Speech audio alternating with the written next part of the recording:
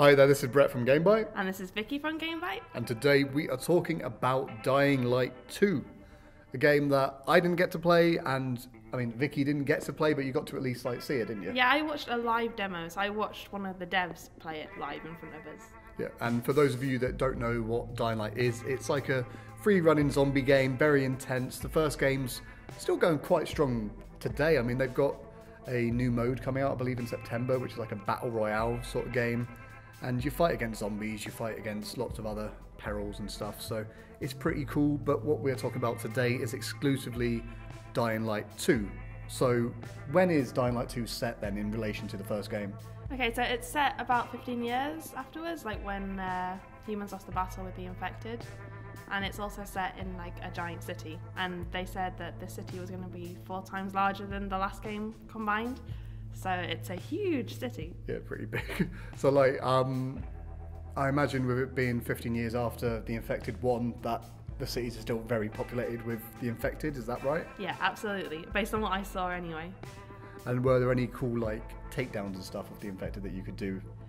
Yeah, the combat system was very interesting. I got to see them basically battle against both some of the Affected and mainly against other NPCs like bandits and such, because the demo took place during the daytime when most of the Infected were actually hiding instead. But the combat system was basically lots of parkour, you can use parkour to fight now, which was really cool to watch. But the main thing that stuck out to me was when you do moves like punching or hitting people with weapons, it kind of goes into this smooth slow motion, and it looks really, really cool. I'm sure it feels great to play. But they didn't let us play, so we didn't get to feel it. Yeah. I'm sure it feels great, but I can't personally speak for that. So. That's great. What other gameplay elements apart from the combat and stuff stood out?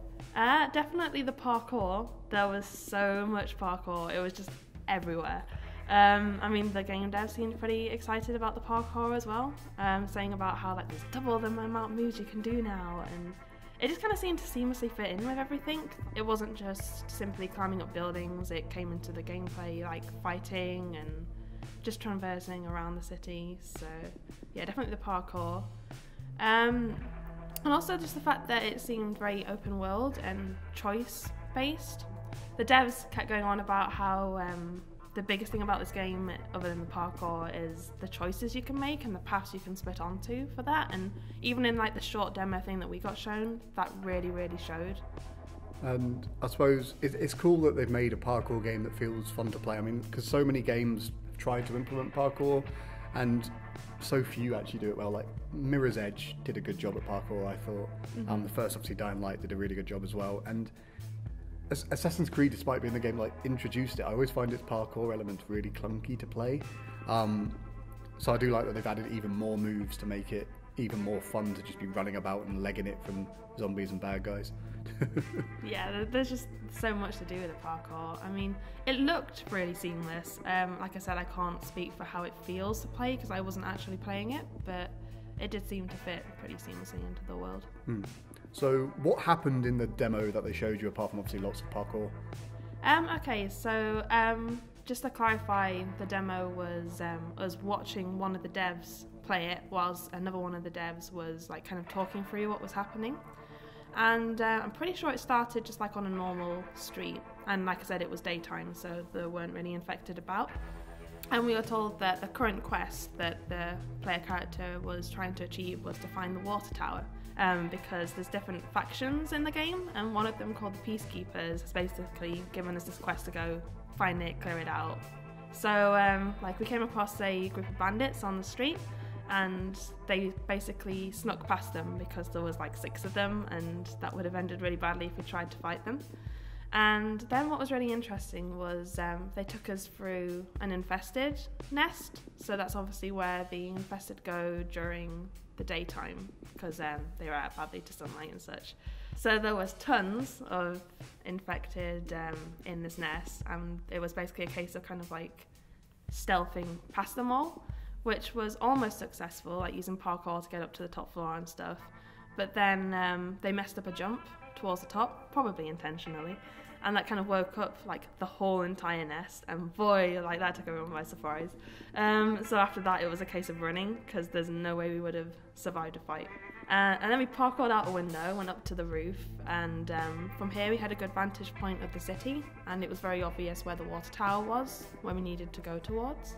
And yeah, it was basically parkour across all the roofs, trying to get closer to the water tower. That's cool. I like the fact that obviously they messed up, but by messing up, it inadvertently like led them to a place that gave them a better vantage point to then get to where they needed to get to.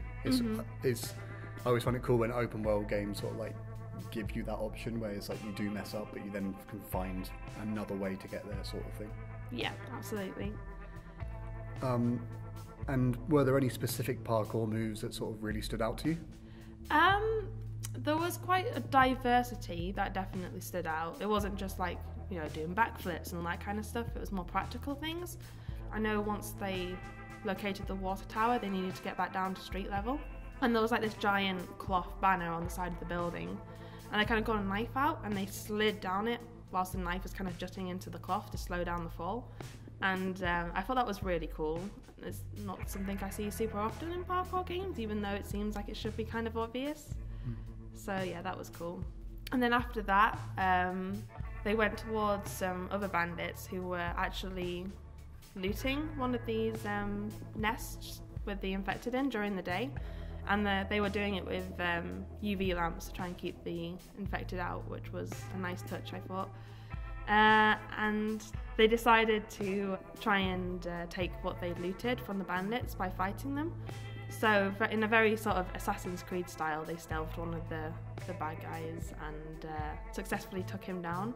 But then they took too long fighting the next person, and then a heavy came in, and they took too long fighting the heavy, and then reinforcements came in, and everyone was screwed at that point. So it basically became a kind of chase across the rooftops trying to escape, getting shot at while also parkouring out. And it was really funny. I remember it very well because they escaped by hiding in a bush on like 1 health, and the whole room was just like not knowing what was going to happen, because obviously this is a live demo, it wasn't pre-recorded. But yeah, we got away, and at that point we were kind of close enough to the water tower to proceed in that direction. So then it was a case of climbing up the water tower, and that was what the game devs called a parkour puzzle. So there was lots of like sort of pipes and ledges on the inside of the water tower, and it was a case of trying to figure out how to use those perches to get to the top whilst not depleting your stamina all the way. So you needed to find rest stops to kind of stop and look around and decide what to do next, recover your stamina, and do like these chain links of parkour moves, kind of difficult ones in a row to make it to the top. And there was one point where, despite them obviously having done it loads of times, the person playing the game nearly screwed up right at the end, and the whole room went whoof, because we didn't think, we didn't expect it. We just thought it was going to be like a flawless execution. But nah, he managed it in the end. That's cool. I mean, I like that's a nice element to. Because obviously Assassin's Creed, keep obviously going back to Assassin's Creed, but they've always allowed you to climb up towers to obviously then see the vantage point and find out more about the city. But it's just sort of been a case of climb up. It's rare that stamina's played a part, really. I think recent games might, but yeah, it's nice to see that it's proper. You've got to think this through. You can't just hold down R2 and push forward to get to the top of it. But what happened when you reached the top? So at the top, there were these 2 bandits. Like, obviously we were expecting to find a peacekeeper there because we've been sent by the peacekeepers, but it turns out these 2 bandits, they're called Jack and Joe by the way, they'd killed the peacekeeper and lobbed him off the side of the water tower. So at this point we had a choice. We could either side with these bandits, and basically they wanted to turn the water tower into like a sort of monetary gain where they'd charge people in the city to use the water tower and make money from it. So you could either side with them and take a cut of the deal in return for like not killing them, or you can side with the peacekeepers and like avenge this peacekeeper's death. So in the case of this demo, we sided with the peacekeepers, which resulted in a fight between us and the 2 bandits. And the fight was really cool. Like, it was a case of trying to wait for the right openings and then use the right moves at the right time to kind of succeed in this fight. We saw what happened when you didn't, and you basically just got absolutely beat up. The one thing I remember about this fight was that we threw a bucket, and it kind of clanked on one of the bandits' head. And while they were dazed, we kind of grabbed onto this pipe from the ceiling, used it to propel our body and just kick him out the window, like in the same vein that they'd obviously done to the Peacekeeper. Sure, it felt great to play. So yeah, after that, obviously we succeeded in taking back the water tower. So at this point in the demo, they kind of fast forwarded the game just to kind of show us what would have happened in like 2 to 3 weeks of in-game time. So the result of helping the Peacekeepers meant that the city looked completely different. There were flags everywhere, there were wind turbines everywhere because they were harnessing energy now. Water was free for everybody, and you can use the water to heal yourself as well, so you've effectively got free healing because of this choice. And they'd also installed things like around the city to make navigation easier, like hook lines and tunnels that you could slide down just to speed up navigation through the city. But the downside of this is the fact that there's no black markets because the Peacekeepers are trying to like keep things clean, and even though they're supposed to be like a force for good, they're very much rulers of an iron fist. So if you so much as break one rule, they're going to come down on you really, really hard and like probably try and kill you. So you've got that to bear in mind. That's cool, man. So like, is it? And was that sort of like the end of the demo then? Was that all they sort of showed after that, or? No, actually, they because they wanted to stress this whole like choice narrative, they showed us what would happen if we'd taken the other path, and we'd actually sided with Jack and Joe.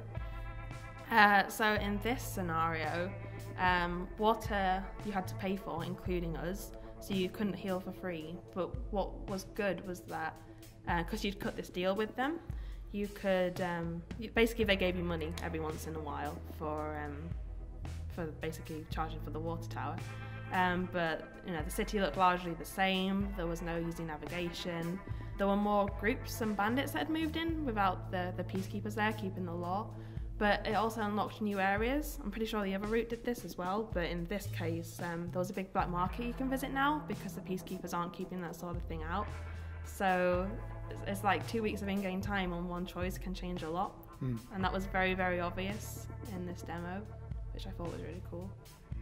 They also said as well about how like these two choices might not even have been that straightforward. Like in your gameplay, you could have it where Jack and Joe aren't even on the top of the tower because you didn't have any fuel available for them to get there, or Jack and Joe are there but they won't cut you a deal because the Peacekeepers aren't there because you've done something to keep the Peacekeepers out of the town. And it's one of those games where there's like, it seems like there's going to be so many choices that no two people are going to have the same playthrough.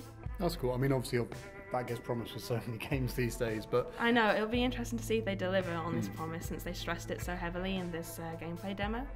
But I think as well, like with a game like this, it's very different to other games that always stress that, like the Telltale games and, you know, David Cage's Detroit and Heavy Rains and stuff like that. So it'll definitely be interesting to see. In terms of when the game's out, I don't believe we actually know when the game's out yet. No, they didn't give us a clear release date, so soon? But I mean, from what you've seen, it looks polished already. It looks nice already. Yeah, like the section we saw anyway, because it was very much, here's a section of the game. And they even said in the demo, like, this particular path might not even be in the finished game, so I'm not sure how far along with development they are. They've obviously got the look down, they've got the gameplay down, how they want that to be. I guess it's more a case of fleshing it out for them now. But you know, it's cool. It's great that they've taken, obviously, a solid base with their work on the zombie genre in the past and built Dying Light, and then it built this up from it, which seems to take the base of Dying Light and make that even more grandiose and more just mental from the sound of things. Yeah, absolutely. How excited would you say you are to play it? Like, do you feel you want to, as someone who's not played Dying Light before, do you feel you now want to play Dying Light? Yeah, absolutely. Like, I came out of that gameplay demo absolutely buzzing. Like, I want to play this so badly now. But obviously we're going to have to wait a while. Yeah. And obviously to find out when the game is coming out, make sure to keep an eye on GameByte.com or our Facebook pages and stuff like that, because all that information will be there. But until next time, I've been Brett from GameByte. I've been Vicky from GameByte. You've been wonderful. Goodbye.